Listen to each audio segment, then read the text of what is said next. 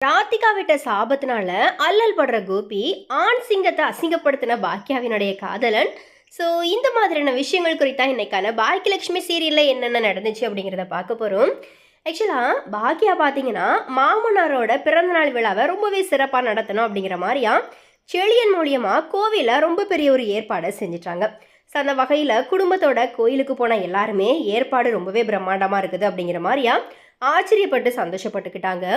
இதை தொடர்ந்து ஈஸ்வரி அண்ட் தாத்தாவுக்கு செய்ய வேண்டிய எல்லா சம்பிரதாயங்களும் ஒவ்வொன்றா நடந்துக்கிட்டு வருது. அடுத்ததா எழில், அமிர்தா அண்ட் நிலா பாப்பாவை கூட்டிட்டு தாத்தாவோட ஃபங்க்ஷனில் கலந்துக்கிறதுக்காக அவரும் வந்துடுறாரு. இவங்களை பார்த்த சந்தோஷத்தில் பாக்கியாவோட குடும்பம் பார்த்தீங்கன்னா ஒட்டுமொத்தமாக இணைந்து ஒரே குடும்பமாக இந்த நிகழ்ச்சியை சிறப்பிச்சுட்டு வராங்க. அடுத்ததா கோபி பார்த்தீங்கன்னா எல்லாருமே சேர்ந்து எங்கே போகிறாங்க அப்படிங்கிற மாதிரியா தெரிஞ்சுக்கிறதுக்காக செழியனுக்கு கால் பண்ணிக்கிட்டே இருக்கிறாரு. பட் செழியன் கால் எடுக்காததுனால இனியாவுக்கு கால் பண்ணுறாரு. பட் அப்பையும் இனியாவும் எடுக்கலை. அண்ட் அதே போல் தொடர்ந்து பார்த்தீங்கன்னா செழியனுக்கு வந்துட்டு கோபி கால் பண்ணி டார்ச்சர் பண்ணதுனால ஒரு வழியாக செழியன் வந்துட்டு அந்த கால் அட்டன் பண்ணிடுறாரு. அப்போது என்ன விசேஷம், எல்லாரும் சேர்ந்து எங்கே போயிட்டுருக்கீங்க அப்படிங்கிற மாதிரி கோபி செழியன்கிட்ட கேட்குறாரு. உடனே செழியன் இன்னைக்கு எங்கள் தாத்தாவோட 80வது பிறந்தநாள் அப்படிங்கிற மாதிரி சொல்கிறாரு. அது கூட உங்களுக்கு ஞாபகம் வச்சுக்க முடியாத அளவுக்கு நீங்கள் பிஸியாக இருக்கீங்கள்ல, இந்த மாதிரியாவும் செழியன் கேட்குறாரு. உடனே கோபி நான் சுத்தமாக மறந்துட்டேன், எல்லாரும் எந்த கோவிலில் இருக்கிறீங்க அப்படிங்கிற மாதிரி விசாரிக்கிறாரு.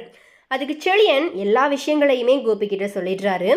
உடனே அதில் கலந்துக்கணும் அப்படிங்கிற மாதிரியா கோபியும் ஆசைப்படுறாரு. அதுவும் நான் தான் எங்கள் வீட்டுக்கு மூத்த பிள்ளை, ஆண் சிங்கம் நான் தான், அதை நான் தான் எடுத்து நடத்தணும் அப்படிங்கிற மாதிரியா ராதிகா கிட்ட பார்த்தீங்கன்னா தெனாவட்டா சொல்கிறாரு.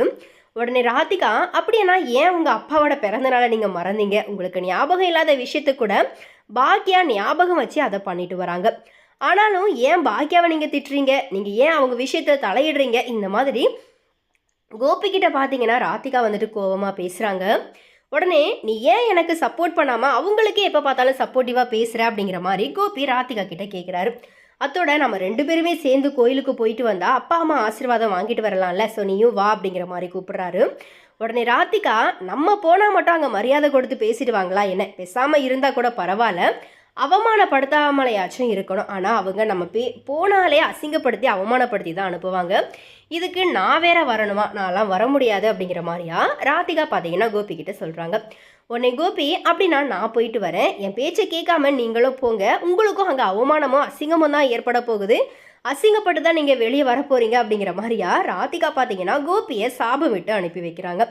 ஆனால் இது எல்லாத்தையுமே கண்டுக்காம கோபி பார்த்தீங்கன்னா கோவிலுக்கு வந்துடுறாரு.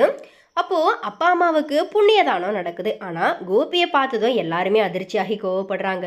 தாத்தா அண்ட் ஈஸ்வரி நீ ஏன் இப்போ இங்கே வந்த, என்னுடைய பொண்ணு எங்களுக்காக நடத்துகிற ஃபங்க்ஷனுக்கு உன்னை யார் கூப்பிட்டா, தயவு செஞ்சு எந்தவித பிரச்சனையும் பண்ணாமல் எங்களை கஷ்டப்படுத்தாமல் நீ வெளியே போயிரு அப்படிங்கிற மாதிரியா கோபியை அவமானப்படுத்தி பேசுகிறாங்க. ஆனால் கோபி நீங்கள் என்ன சொல்லி அவமானப்படுத்துனால நான் இங்கேருந்து போக மாட்டேன், நான் தான் இங்கேருந்து நடத்த வேண்டிய பொறுப்பில் இருக்கிறேன், எனக்கு தான் அந்த உரிமையும் இருக்குது, இந்த மாதிரி தெனாவட்டா பேசுகிறாரு.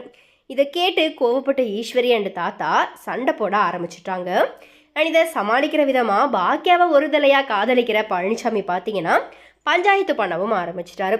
ஸோ அந்த வகையில் கோபிக்கு சப்போர்ட்டிவாக பேசுகிற விதமாக பரவாயில்ல விடுங்க, அவர் இருந்துட்டு போகட்டும், இந்த கோயிலுக்கு சாமி கும்பிட்றதுக்காக வந்திருக்கிற ஒரு ஆளாக அவரை நினச்சி அவரை கண்டுக்காதீங்க, அவரை பார்க்கவே ரொம்ப பாவமாக இருக்குது அப்படிங்கிற மாதிரி பிச்சை போடுற அளவுக்கு பார்த்தீங்கன்னா கோபியை பேசி அசிங்கப்படுத்திடுறாரு. ஸோ அந்த வகையில் பழனிசாமி சொன்னதை கேட்டு ஈஸ்வரி அண்ட் தாத்தாவும் அமைதியாக போயிடுறாங்க.